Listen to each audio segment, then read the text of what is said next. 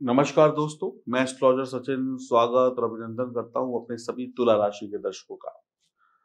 हम बात करने वाले हैं तुला राशि के दर्शकों की। तुला राशि के जातक जातिकाओं के लिए ये महीना कैसा होगा, यानी अगस्त का महीना, अगस्त 2022।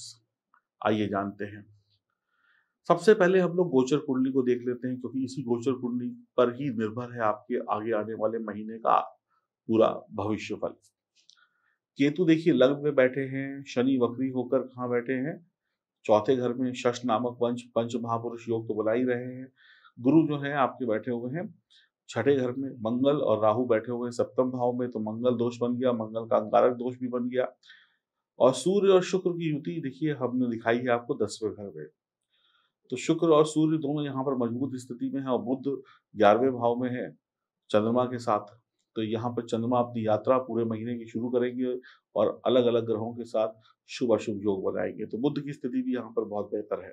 तो अगर देखा जाए तो केतु लग्न में रहेंगे पूरे महीने, राहु सप्तम भाव में रहेंगे पूरे महीने, शनि चौथे घर में शश योग बनाते हुए बैठेंगे और अपनी दृष्टि उनकी सीधे 10वें घर पर होगी। और एक चीज और भी यहाँ पे देखिए, कुंडली में आपको दिख रहा है कि सूर्य भी बैठे हैं, तो सम सप्तक दोष भी बनेगा। शनि सूर्य को देखेंगे, सूर्य शनि को देखेंगे। तो गुरु छठे भाव में रहेंगे, मंगल 10 अगस्त को राशि परिवर्तन करके अष्टम भाव में चले जाएंगे, और शुक्र जो है शुरुआती दिनों में भाग्य भाव में बहुत ही अच्छा रिजल्ट देंगे यहाँ पर शुक्र, और उसके बाद 7 अगस्त को दशम भाव में चले जाएंगे। तो शनि की दृष्टि शुक्र पर भी पड़ेगी, मित्र पर दृष्टि पड़ रही है और अपने ही भाव पर कहीं ना कहीं दृष्टि पड़ रही है, तो बहुत अच्छे रिजल्ट मिल सकते हैं। सूर्य 17 अगस्त को सिंह राशि में गोचर करेंगे, तो ये शनि और सूर्य का सम सप्तक दोष खत्म हो जाएगा। बुध जो है 1 अगस्त को सिंह राशि में और 21 अगस्त को अपनी राशि कन्या में चले जाएंगे 12वें भाव में। तो कहीं ना कहीं स्थिति जो है बहुत बढ़िया बनी हुई है ग्रहों की तुला राशि वालों के लिए। आप लोग शनि की 7.5 ढैया के प्रभाव में भी हैं, तो कहीं ना कहीं थोड़ा संभल कर चलना होगा। क्या उपाय करने हैं, कैसे इस महीने को बेहतर बनाया जाए, ये सब मैं आपको बताने वाला हूँ। तो हम शुरुआत करें तो हम पहले बता दें कि ये जानकारी चंद्र राशि और नाम राशि पर आधारित होगी। आपको मेरी बात समझ में आती है, वीडियो अच्छा लगता है तो आप चैनल को सब्सक्राइब करें, बेल आइकन के बटन को दबाएं, फेसबुक और इंस्टाग्राम पर भी फॉलो करें। अब देखिए, सेहत से शुरू करते हैं। सबसे जरूरी चीज होती है सेहत। तो सेहत के मामले में ये महीना कैसा रहेगा, तो सेहत को लेकर थोड़ी परेशानी बनी रहेगी। गुरु छठे स्थान पर वक्री हैं, तो सेहत में उठापटक रहेगी। त्वचा संबंधी प्रॉब्लम, स्किन संबंधी प्रॉब्लम, स्किन में रैशेस, शरीर में खुजली होना, मच्छर का काट लेना और लाल लाल निशान पड़ जाना, ऐसी समस्याएं बहुत बढ़ सकती हैं। तो इस चीज पर आप अपना पहले से प्रिकॉशन लेके चलिएगा। स्किन प्रॉब्लम्स हो सकती हैं। सप्तम भाव में मंगल का राहु के साथ होना अंगारक दोष का निर्माण करेगा, तो जीवन साथी से रिश्तों में कहीं ना कहीं तनातनी हो सकती है। जीवन साथी की सेहत पर प्रभाव पड़ सकता है। जब लड़ाई होती है दिमागी टेंशन बढ़ जाती है, और टेंशन भी कहीं ना कहीं बीमारी का एक रूप है। बड़े बुजुर्गों की सेहत पर खर्चा हो सकता है घर के। बीमारी पर अगर आपने ध्यान नहीं दिया तो बीमारी पर खर्चा होगा और तकलीफें बढ़ेंगी। पुरानी बीमारी जैसे पेट गैस, एसिडिटी, कोई नसों की समस्या भी परेशान कर सकती है। तो सात्विक भोजन करिएगा ताकि एसिडिटी वगैरह से बचे रहे। रात का भोजन हल्का करें तो बढ़िया रहेगा। तो कुल मिलाकर सेहत पर आपको ध्यान देना है, और अगर कोई बड़ी या गंभीर बीमारी आपके समक्ष आती है तो उसमें लापरवाही नहीं करनी है, डॉक्टर से मिलना है। अब बात करते हैं छात्र छात्राओं की। तो शिक्षा के लिहाज से आपको शुभ फल प्राप्त हो रहे हैं। छात्र छात्राओं के लिए यह महीना करियर बनाने के लिए होगा, शिक्षा में लाभ होगा। विदेश जाने के लिए अभी थोड़ा रुकना होगा, करीब तीसरे या चौथे हफ्ते में इस महीने के विदेश जाने के बारे में सोचें, इंतजार करें। बाकी छोटी मोटी पढ़ाई लिखाई जो कर रहे हैं उसके लिए ठीक रहेगा। करियर बनाने के लिए महीना अच्छा है। आप पार्ट टाइम जॉब भी कर सकते हैं, पढ़ाई के साथ साथ, नौकरी के साथ साथ, और पढ़ाई लिखाई के साथ साथ आपकी जेब खर्ची भी निकल जाएगी। कुछ लोग घर बैठे ही कुछ ना कुछ छोटा मोटा काम, आजकल बहुत सारे काम हैं जो घंटा 2 घंटे घर पे बैठ कर लेते हैं और कुछ अच्छा पैसा कमा लेते हैं। इस तरीके के काम भी बच्चे करेंगे, जिससे उनकी इनकम भी हो जाएगी और उनको कुछ अच्छी नॉलेज भी हो जाएगी। अब बात करते हैं वैवाहिक जीवन की और प्रेम संबंध की। तो मंगल सप्तम भाव में होंगे तो अंगारक दोष और मांगलिक दोष दोनों बनाएंगे। तो ये समझ लीजिए कि थोड़ी दिक्कत आएगी, लेकिन रोचक योग भी बन रहा है। तो पति पत्नी थोड़ा सोच विचार कर बात करें, भाषा पे मिठास लेकर आए। किसी की बात का बुरा न माने, उल्टे सीधे मजाक ना करें। 10 तारीख के बाद माहौल थोड़ा बढ़िया होगा। पंचम भाव का स्वामी चतुर्थ भाव में शनि है, तो थोड़े से वाद विवाद बढ़ेंगे। थोड़ा सा सही भी होगा और वाद विवाद भी बढ़ेंगे। तो बहुत ध्यान रखना होगा आपको, यहाँ पर संभल कर आपको रहना होगा। यानी कि वैवाहिक जीवन, प्रेम संबंध में भी थोड़ी बड़ी खटपट हो रही है। सोच विचार कर शब्दों का प्रयोग करना है। एक दूसरे के लिए क्या शब्द सही फिट बैठते हैं वो बोलना है, वरना कलह कलेश बढ़ सकती है। प्रेम संबंधों में तनाव हो सकता है। दोनों प्रेमी प्रेमिका के बीच में कुछ अनबन हो सकती है, कुछ गलतफहमियां हो सकती हैं, शक पैदा हो सकता है। वैवाहिक जीवन में भी तनाव रहेगा। वैवाहिक जीवन में परेशानी लंबी ना खींचे, इसलिए वक्त पर ही समस्याओं का अंत कर लें। जब बुध की दृष्टि पंचम भाव पर होगी तो प्रेम संबंध, वैवाहिक जीवन में सुधार होगा। जीवन साथी के लिए आपको वक्त निकालना होगा, यानी काम काम काम नहीं, थोड़ा सा समय निकालिए जीवन साथी के साथ वक्त बिताने में। काम की अधिकता होने की वजह से मानसिक परेशानियां बढ़ेंगी। रिश्तों में तनाव बढ़ेगा। जब आप किसी के साथ को वक्त नहीं दे पाएंगे, कम्युनिकेशन आपका अच्छा नहीं होगा, तो तनाव बढ़ना ही बढ़ना है। कहीं ना कहीं थोड़ा संभल कर रहना होगा, सावधानी जरूरी है। बात करें नौकरी और व्यापार की, तो दशम भाव में सूर्य और शुक्र की युति होना और शनि की उस पर 7वीं दृष्टि पड़ना, तो कहीं न कहीं तनाव थोड़ा-सा रहेगा कार्य क्षेत्र में, लेकिन बड़ा परिवर्तन भी होता हुआ दिखाई पड़ रहा है। मुश्किलें आएँगी, लेकिन मुश्किलों से आप लड़ लेंगे। देखिए, सूर्य और शुक्र लाभ ही देंगे आपको। छठे भाव में बैठकर गुरु की दृष्टि दशम भाव पर होगी, तो कार्य क्षेत्र में परेशानियाँ आएँगी, लेकिन ये परेशानियाँ खत्म भी हो जाएँगी।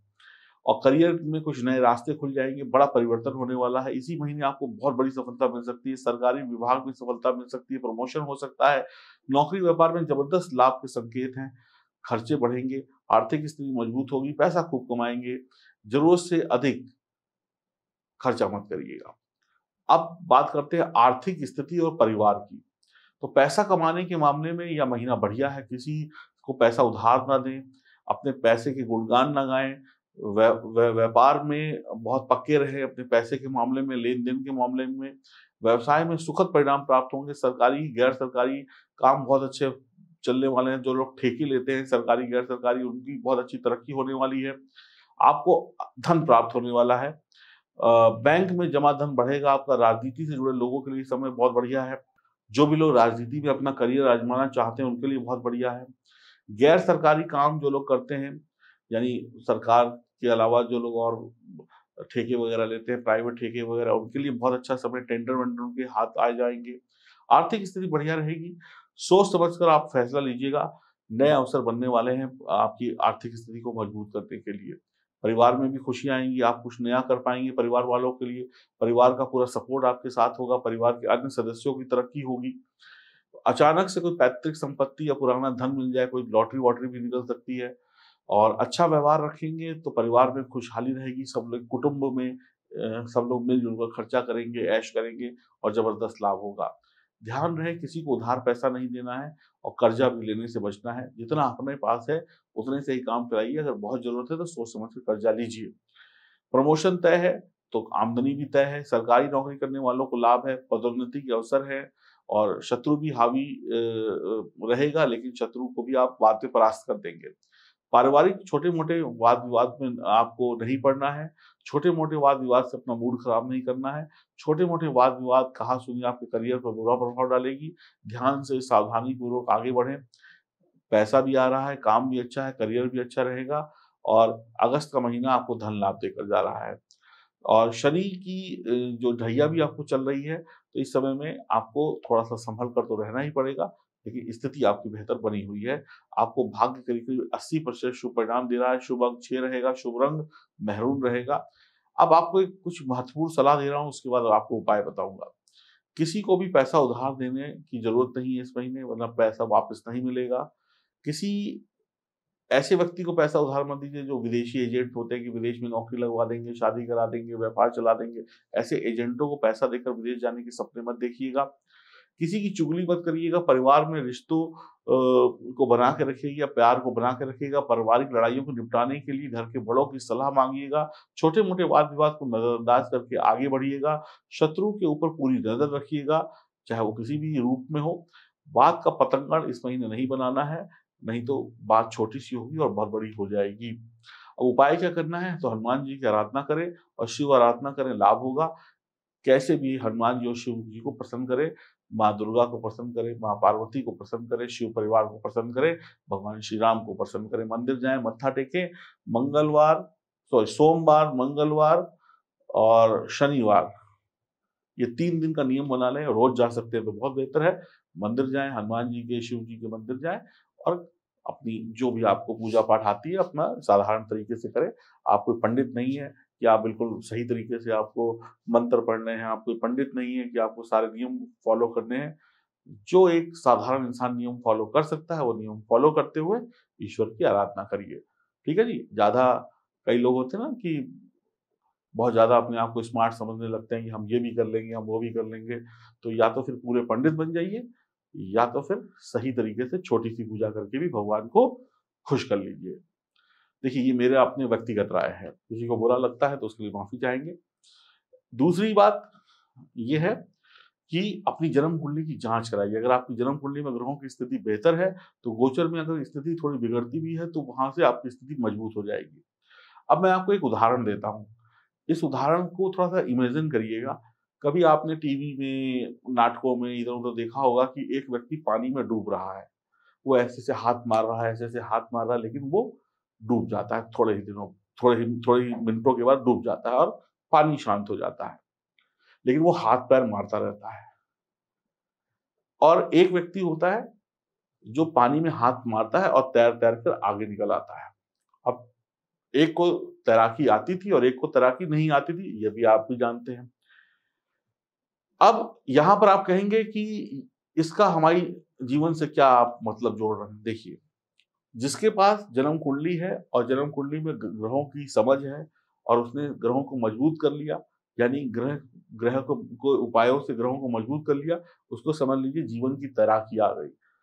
जीवन में क्या है, कभी कितना भी गहरा पानी क्यों ना आए, तूफान क्यों ना आए, वो हर तूफान से तैर कर बाहर निकल जाएगा। और जिसने अपनी जन्म कुंडली की जांच नहीं कराई, वो थोड़ा-सा भी पानी आएगा, वो डूब जाएगा। आप कोशिश दोनों करते हैं, लेकिन एक जीता है और एक मरता है। तो जन्म कुंडली की जांच अगर आप करा लेंगे, अपनी अपॉइंटमेंट बुक कराइए, अपनी जन्म कुंडली की जांच कराइए, ताकि कैसा भी तूफान आने वाला क्यों ना हो जीवन में, उससे पहले आपके पास उपाय होने चाहिए कि कैसे उस तूफान को हम रोक सकते हैं, है ना? बड़े-बड़े नदियां होती हैं, उनका सबको पता होता है, सरकार को भी पता होता है कि बाढ़ आएगी, तो पहले से ही उसके लिए इंतजाम किए जाते हैं। तो आपको भी अपने जीवन को अच्छा रखने के लिए इंतजाम पहले से करने होंगे, जन्म कुंडली की जांच कराकर उपायों को जानना होगा। जब पानी आ जाएगा, उस समय अगर तैराकी आती होगी, जन्म कुंडली में ग्रह मजबूत होंगे तो तैर जाएंगे, वरना डूब जाएंगे। तो दिए गए नंबरों पर संपर्क करें। देखिए, डूबेंगे आप और तैरेंगे आप, फायदा दोनों तरफ से आपका है, मेरा कुछ नहीं। मेरा काम तो है आपको सही सलाह देना। नमस्कार।